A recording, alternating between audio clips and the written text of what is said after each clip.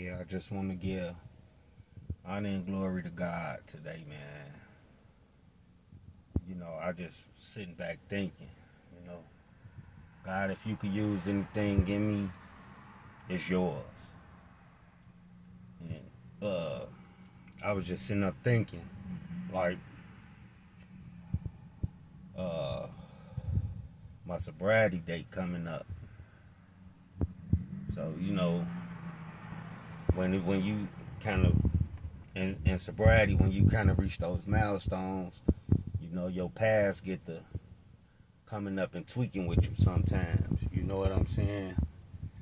And through the grace of God, I can always go back to a memory where God's so good that He used my alcoholism to save my life, like literally, not no play nothing. Now, I told this story to a group of strangers down south before because I definitely was somewhere where I was safe. But now that I've been back home or whatever, and a lot of the details got cleared up, and I've been watching little stories on YouTube, because when I was down south I wasn't watching no YouTube, none of that. I didn't know what was going on up here. I really didn't care, because I really didn't even want to come back, to be honest with you. But God brought me back here, so He blessed me. But that's a story for another time. But I just always go back to this story where this one night I had got really, really drunk. I had got super drunk. So in the morning, if you're a drinker, if you're a heavy drinker, you ain't got to admit it. You probably don't have a problem like I had a problem, whatever. I don't know. That ain't none of my concern. I just know, for me, being a heavy drinker, when you drink a whole lot, that next morning, you about gonna need another drink to make you feel normal again, right? So I got drunk that night. I pop outside about 7. I pop outside about 7 in the morning. It's lightly raining outside. And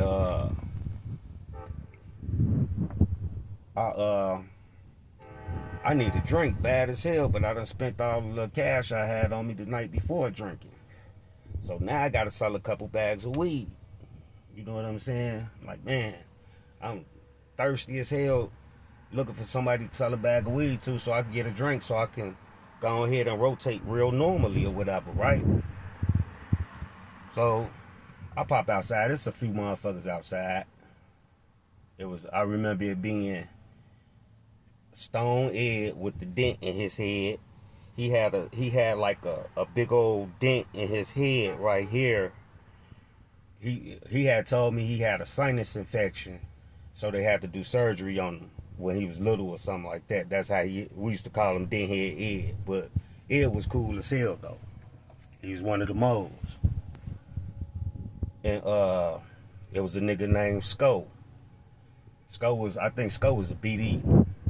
And we hadn't seen Sco for about a month, but we did see him on Facebook. He had caught his broad with another dude and whooped the ass, and it was all on Facebook Live. So we was just sitting there teasing him and shit. We actually on 75th and Exchange. It was lightly raining outside, like I said, and we was standing up under the little bus stop thing, because it was raining outside. It was another guy with us. I don't really want to say his name because I know a lot of the brothers off 61st and Cottage know him. They know him very well. He used to be a snake, but back in 17 he was a BD. I think this was March 30th, 2017. So Sco out there selling squares. is selling weed like I'm selling weed, and bro, whose name I don't want to mention, you know, he has something going on too. I think he has squares and weed too, whatever. But I just know all of us was out there trying to make $1. And I needed some money so I could go right, because the liquor store just opened at 7. I needed to go right to that damn liquor store and get me something to drink. So a car pulled up, you know, by the bus stop or whatever. A car pulled up and was like, hey man, so-and-so and so-and-so got killed last night, man. Y'all standing up under that bus stop thing like Swiss cheese, bro.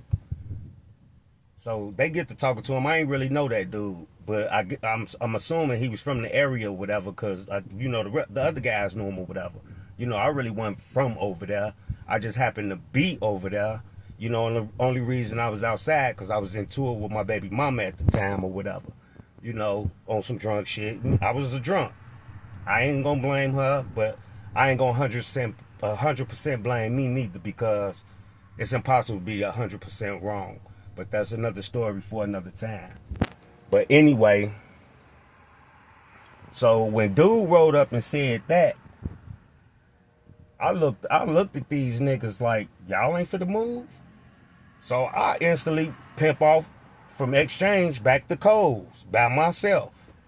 As I'm walking back to Coles, I run into Mitchell Austin. He was on his way to work. He was all dressed casually or whatever. He was on his way to work. We speak to each other and shit. He kept it moving, I kept it moving. You know, all the time I'm sitting there feeling like a piece of shit. Because, you know, this man, he going to handle his business and I'm out here on some bum shit. You know what I'm saying? So, on some drunk, alcoholic, dumb bum shit. So, I go stand in front of the restaurant. I'm by myself. At this time, I'm by myself, right? So, I'm just standing there, because normally, you know, the little couple of serves I bust be coming up out the building. A couple of little shorties be walking up the block, going to school, whatever the case may be, right? So, I want to say about 5 or 10 minutes later, bro and them come from the bus stop and post up in front of the restaurant with me. So, you know, I'm really not thinking about nothing but getting a drink. I'm not thinking about nothing but getting a drink. This is how bad an alcoholic I was. I wasn't thinking about nothing but getting a drink, right? So, you know, we standing there, we talking. Woo-wop-de-bam. Now, I done heard all this shit, all these narratives on the internet and shit. You know, motherfuckers talking like they was really there, and they wasn't. I'm finna tell you what happened. So, a girl walked up to Ed, bought a bag of weed from him. So I'm sitting there like, damn, I'm tweaking. Where the fuck she come from? You know, that was my little drink money. I could have been down and get me a drink. She buy a bag of weed from him. She keep it moving. I'm telling you, it was just us there. Just me, Ed, bro, who used to be a snake, who was a BD now, and Sco. Sco ain't been around the hood in over a month. It was us folks standing there. All the time, when she bought that bag of weed from Ed, a thought hit my head. The thought said, if you want to sell a bag of weed and get that drink, go back toward to where the traffic at, which is Exchange. I did not, for the first time in my life. Now, I know we all get those, damn, I should have followed my first man type shits. This time I actually did. I followed my first man. Soon as I walked across the street, now mind you, the restaurant is not open at all. I think they're about to come in and they was bringing a little shit in. All I seen was the mama. I never seen the brothers. I didn't even know the brothers at all. I never seen them in the hood. None of that shit. Ever. All I know was, if you from Chicago, you already know that when we cross the street, we don't cross straight across the streets. We cross in a diagonal. So I cross the street diagonally from the bus stop to the nursing home side, to where the nursing home at on the corner. Soon as I made it to that corner, all I heard was shots. Bah, bah, bah, bah. Now, you know, in my condition back then, that's when my body had first started breaking down, so I couldn't run. So I skipped a little bit, but I kept hearing the shots, so I just jumped in the bush. Right there by the nursing home, right there. I jumped in the bush. And I sat in the bush, I'm talking about, man, bro, scared. I don't even see nobody. I don't even know where this man could have come from. I really don't. I never seen the brothers woke up, none of that. All I know is I heard the shots. It was one gun, no cars. It was one gun. So it wasn't no two people, and it wasn't no getaway car, period. It wasn't no car. I heard the stuff on YouTube, all that's cap, for real. So I'm in the bush. Now I don't even see nobody. I couldn't tell you who did it. I couldn't tell you none of that. I swear to God. It's like God blinded me and moved me into a safe space real quick. Because if I would have stood there another 30 seconds, I would have been number 5. I promise you. If I would have already had that drink on me, I still would have been standing there, and I would have been number 5. So, you know, the shots rang out, boom, boom, boom, boom, boom, boom. And like I said, it was one gun. Bro, whoever it was, that motherfucker, because it wasn't like, if you ever been in a shooting before, you know when the motherfucker's just shooting and missing. This motherfucker wasn't shooting and missing because of the way the shots was. It was like, bah, bah, bah, bah, bah, bah. He knew how to work that motherfucker. I swear to God. Because you could hear the percussions or whatever the police term for it is. You can hear how rapid it's coming back and forth. Bam, bam, bam, bam, here, there, bam, bam, bam. All the time, it stopped. Then I heard 2 more. I was fit to get up out the bush, and I heard like 2 or 3 more behind me, and they was real faint. Like, bow, bow, bow. Then when I ain't hear no more, I came from up out the bush. It was a dark-skinned nigga laying right there on the bus stop where the bench at. He was laying right there. Dreads everywhere, blood everywhere. All the time, I'm thinking it's my nigga Drew. Drew from the Crank. Cranktown Drew. My nigga. I'm thinking it's him. I'm like, damn, where the fuck Drew come from? I'm like, damn, they done killed Drew. So I limp back toward the scene to see, you know, what's going on. I'm looking around, scared to the motherfucker. Man, I'm looking around. I walked to the restaurant door. I could still see Ed fighting for his life. He was still fighting for his life. Skull linked up against the counter on his stomach. And I don't even see bro. You know, I forgot his ass was even there. Only way I knew he was there, because when the police finally got there, that nigga did not come out that restaurant until the police pulled him up out of there. Swear to God.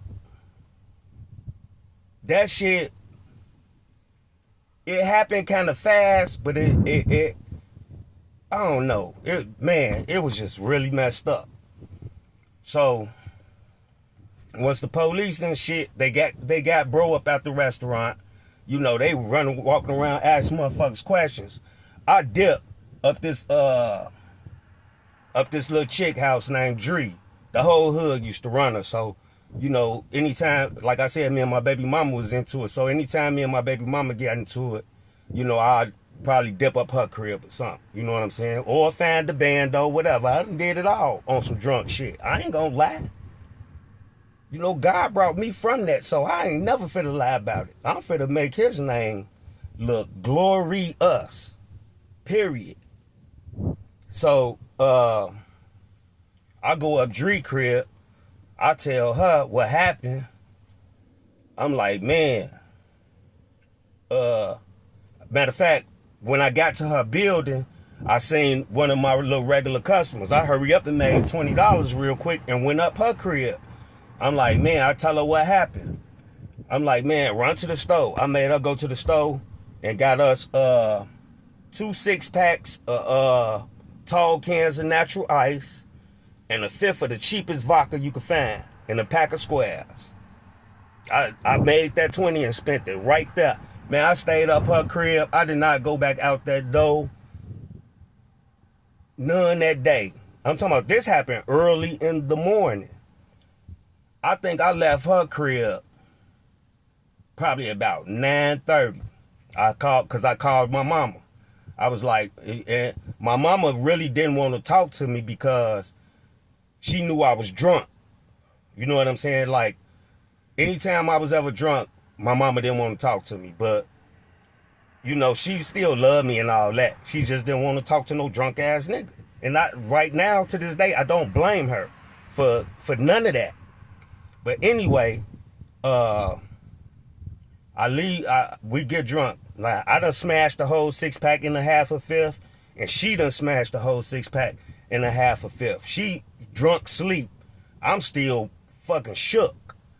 I don't know what's going on. I don't know if it was meant for me to or what. I don't know what's going on. Because, like I said, Sco ain't even been around the hood. You know what I'm saying? So who was they really after? Ed was one of the moles. So who was they really after? I'm paranoid as fuck. So I called my mama, let her know I'm finna stop through there for a minute. I walked from 75th and South Shore Drive. No. Let me stop lying. Because I made a few little cuts. But I ended up walking straight up Exchange. So, you know, when you walking up Exchange, what's that, like when you get on 71st, I think that's the golf course or something right there to your right or whatever, when you walking north up Exchange. So I made it to 71st in Exchange. I don't know if that's South Shore right there. I can't remember. All I know is when I made it to 71st, man, I promise, it was a van with 2 motherfuckers laid outside that motherfucker. Somebody that came and shot that van up. Man, I hurried up. I'm like, God is trying to tell me something or something. I don't know. It was 2 motherfuckers dead on 71st, and I think South Shore. I think that's how that street run. Like Exchange, when you get to 71st, it turned into South Shore too. I don't know. I don't remember how them streets run over there. Because I ain't no really no over east guy, no way. You know, I just happened to be around there because my baby mama had moved around there and I ended up knowing a few of the snakes from the hole that was over there. Dizzy Moe, Vernon Ray, the Ghetto Twins, Chris and Kenny, J.I. was over there. So, you know, I knew all them folks. We used to all get drunk together. That's why I first started drinking that anyway, in the hole. You know what I'm saying? So I was already drinking with them anyway. But anyway, I made it to 71st in whatever that is right there. I think that's where you go in a golf course at or whatever right there. The cultural center, I think that's what they call it. Whatever. And there was 2 dead bodies in a fucking minivan in the middle of the motherfucking street. Man, I hurried up, pimped past that shit, made it to the park, and wiggled my way through the park to my mama crib, that tall white building on Stony, across from Jackson Park Field House. I made it there. My mama ordered me a ticket. Put me on that motherfucking Stony Island bus. I took that Stony Island bus straight downtown and got the fuck out of Chicago that night. I went straight on down to Springfield with my cousins and chilled out there for almost 2 months. For real. I ain't know what was going on. Nothing. I ain't had nothing to do with none of that shit. No way. You know, I was just out there because my baby mama put me out. You feel me? You know? And it was some cool dudes around there. Some people I knew, whatever. You know? it is what it is. But, you know, if I would have never needed that drink, or if I would have already had a drink, my life I wouldn't even be talking to y'all today. And my sobriety date coming up, I feel great. You know what I'm saying? And I know, you know, a lot of folks don't want to hear none of this. And, you know, that y'all ain't got the same problem I had, or, you know, y'all better than me. I get it. You know, I get it. Congratulations. Y'all are better than me. You know what I'm saying? But at the end of the day, I'm just grateful. And it's my duty to let God get the glory, for real, and to share with somebody else, because somebody just might need to hear this. You know, if you out here in these streets and you get that feeling, go with your first mind, bro. Get up out of there. Simple as that. You know, life about decisions. I had to learn that once I sobered up. That damn, all these bad decisions I was making drunk. Life is strictly about decisions. What are you gonna do? It's only two decisions you need to make. Make the right one or the wrong one. Period. But like I said, man, you know, I'm just grateful. You know, I'm just grateful. I can't say nothing else. You know, God is good. God is good. You know, I was watching church. The preacher told me, you know, it's Thursday night ministry. Preacher said, man, you got a testimony. It's your duty to start telling folks your testimony. So that's what made me do this. You know, I don't like attention. I don't want nobody attention. None of that. For real. I don't want no clout. I don't want no friends. None of that. Because that's how I was making all them fucked up decisions in the first place. Chasing the wrong shit. I'm Gucci. And I'm grateful to God. All I'm trying to do is be what God need me to be. That's it. Now, I just told y'all, God used alcohol, my alcoholism, to save my life. If he'll do something, if I'm such a bad person and this and that, what motherfuckers want to say about me, whatever, which I don't care. If he'll do that for me, imagine what he'll do for you. Imagine what he'll do for you.